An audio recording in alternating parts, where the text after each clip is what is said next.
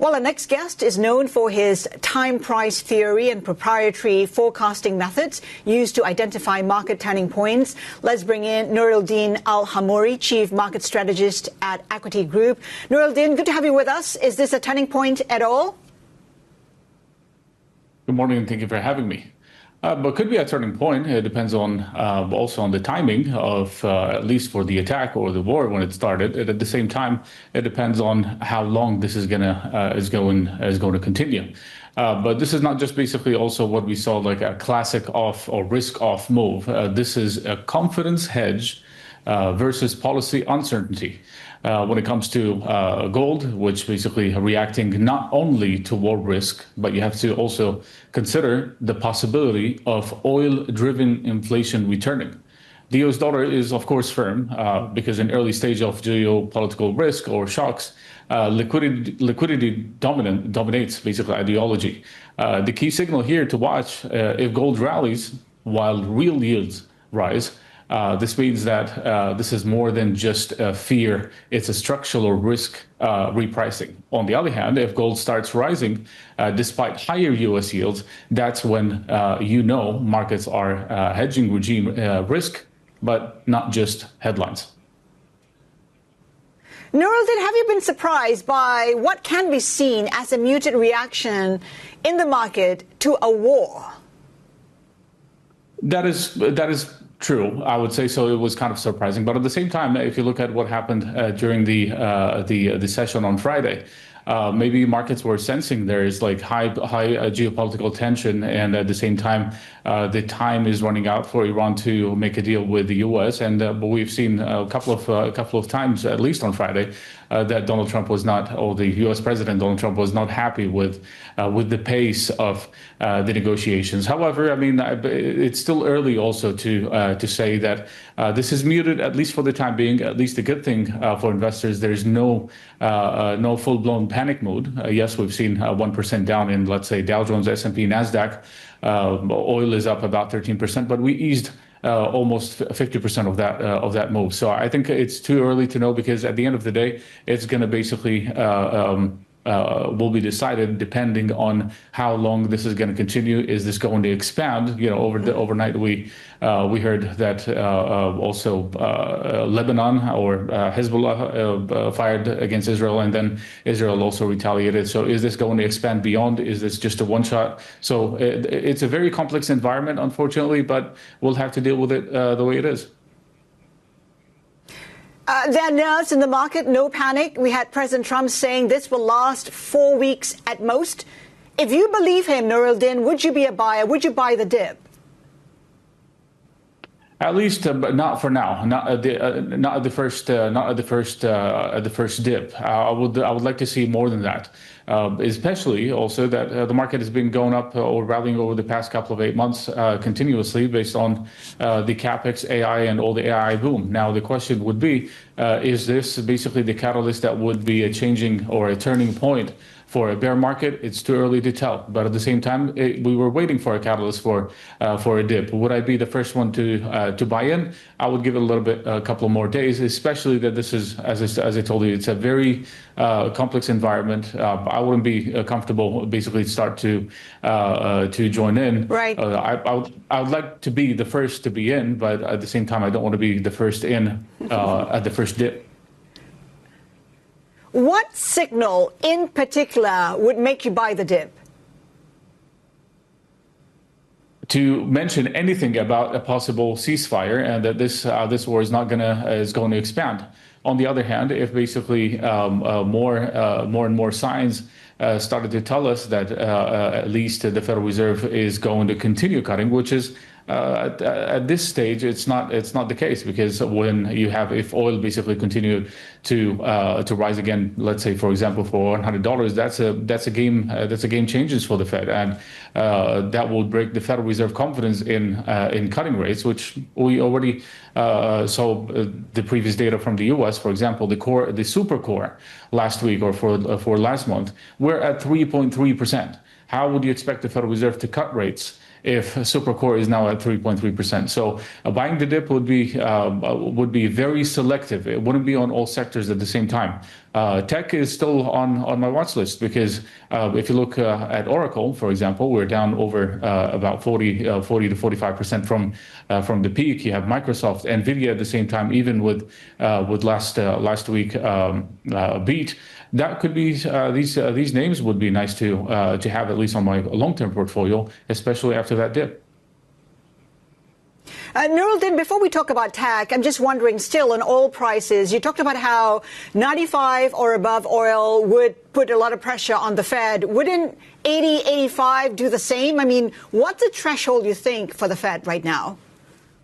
I think it's the $100, and also it will be for how long the U.S. economy or the global economy can handle $100 per barrel, especially if that continues for a long time. This means basically higher inflation, and higher inflation meaning higher inflation expectation. The Federal Reserve will have to pause.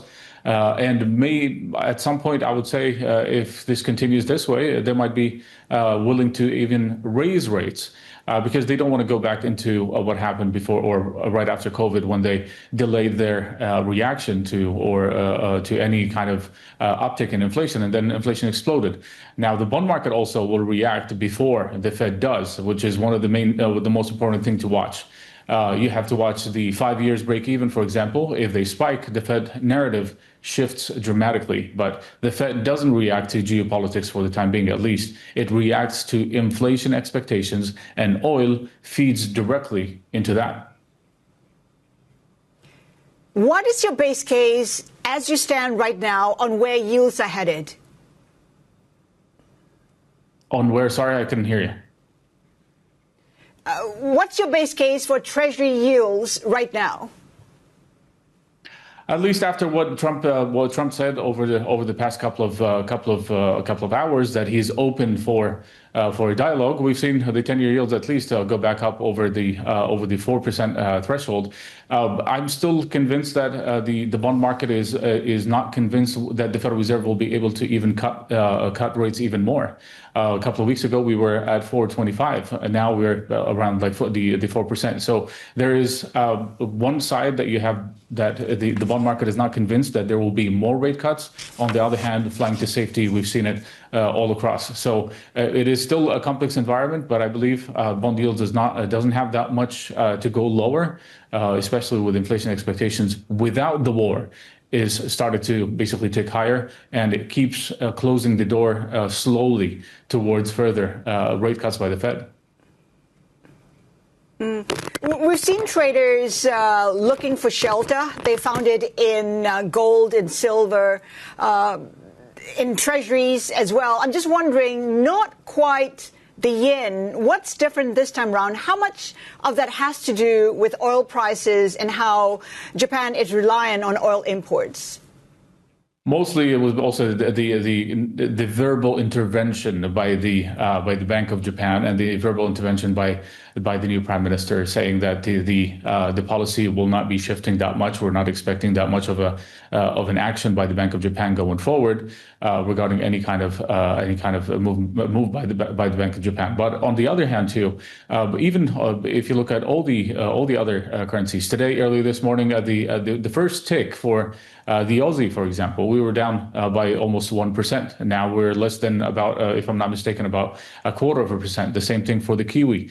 The loonie, or the Canadian, was also just trading in a very narrow range, about 0.1% move. So I think it's most of the move that is happening now. It is still very shallow. It's still at the beginning of the week. I believe the bigger picture that we will be seeing most likely during the U.S. session. Noureldeen, just a headline that we want to tell our viewers about. Iran's Larijani saying that they will not negotiate with the U.S. Iran National Security Chief Larijani, of course, commenting on X, saying that Iran's will not negotiate with the U.S. Anything to read from that, you think, that could be consequential for the markets? I think as long as the idea of that there's no negotiations, meaning the door is open across all possibilities. The idea of State of Hormuz, it's not about like who's going to close State of Hormuz, but at the same time, you've seen the announcement from Maersk, for example. They're not going to be sending any of their tankers through the Strait of Hormuz. So it's either Iran would close the Strait of Hormuz, or at the same time, if the tankers are not willing to go there to get their shipment. So I think we need an escalation for sure. I mean, this region cannot basically continue also to endure the world problems just because of politics. And at the same time, I mean, every single report that you read over the past couple of weeks, that there was a deal, it was within reach. And then, unfortunately, it was undermined. So I think it's all about the timing. We hope this doesn't continue for a long time, and the sooner we hear about negotiations, the better. You talked earlier about still liking tech stocks, AI. Is that a conviction call for 2026 amidst all the uncertainties we're seeing in the world today? If look at how much the capex announcements over the past couple of months, and even currently, at least this year, I mean 2026 so far, we have about, if I'm not mistaken, 450 billion in capex spending. Even last week there was 100 billion mentioned by, or a deal between also with OpenAI. So even with maybe some people would call it a bubble, but if you look into the data, it looks like that there is only maybe 5% of the population that is actually using AI or knows how to use AI. And I think at some point it will be an eye-opening on a lot of sectors that basically that they are laying off people because of AI, or because they're replacing them with AI. And this is something is going to continue with time. And at the same time, look at the earnings. Look at all the companies that are not just implementing AI, but it's also developing AI, developing chips. That is actually it's bringing them a very high new revenue stream. Noureldeen, such great perspective. Thank you so much for your time today. Noureldeen Al Hammoury, Chief Market Strategist of Equiti Group.